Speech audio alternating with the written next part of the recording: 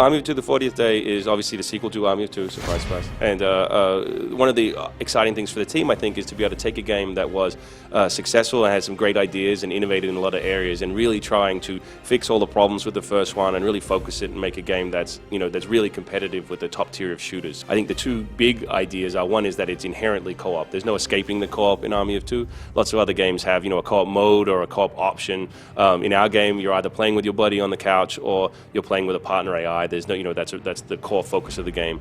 And the second one is we want to put you in an unusual scenario. We don't want it to be in the space shooter bracket. We don't want it to be in the sort of real world shooter bracket. We want it to be this sort of exaggerated realism in the middle. And what we've done with that is to kind of put you in a disaster movie. It's based on an idea we're calling the 40th Day Initiative, which is this sort of disaster that befalls Shanghai, where the game is set, is a mystery, and it's something that you can uncover in the game or choose not to uncover.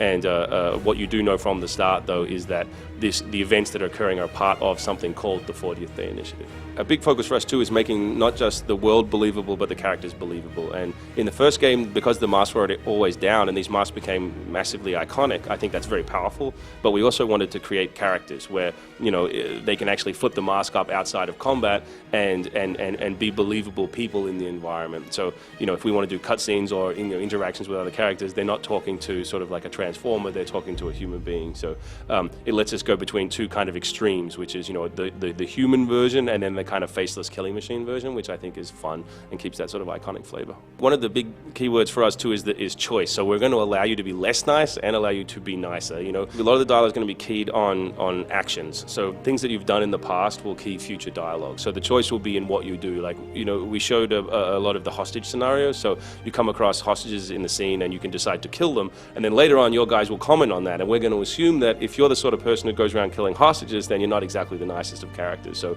we might give you a bit of more of a darker tone to your dialogue, and vice versa. If you go around always looking after people and saving people, then you're going to be a little bit nicer. But also, I think we're pushing most of we're keeping the humor, obviously. That's a trademark of the franchise, but we're trying to sort of raise the tone of the humor as well. So it'll be black humor and gallows humor more than it's sort of toilet humor. We've got this feature we're calling the Co-op Playbook, and it's basically the ability to bring up a little window into the world that will give you extra information. So the first game had the GPS line, which showed you the path to your next objective, and so that's coming back. We're also adding the ability to query enemies, so that, say, casual players who may not be aware of all the more advanced moves like mock surrender or hostage hold or co-op snipe, can sort of query characters in pre-combat, and it will give them advice, on what they could do in that situation. So it won't make you do it, obviously, but it allows you to sort of find out what your different choices in the environment are. And the last little part of that is it also lets you communicate with your partner. So you could, for instance, bring up your Co-op Playbook and through the GPS window tag an enemy in the world, and if your partner also brings up that window, they can see the information that you marked in the world. So you can communicate characters that you want to shoot, or people that you want to save, or even just incidental objects that you say go to that point, or I'll meet you at that point. Army of Two: The 40th Day is coming out for Xbox 360, PS3, and PSP. We'll be giving a lot more details over the year. We've got a lot more big features we want to talk about, and we're just trying to make it as good as we can right now.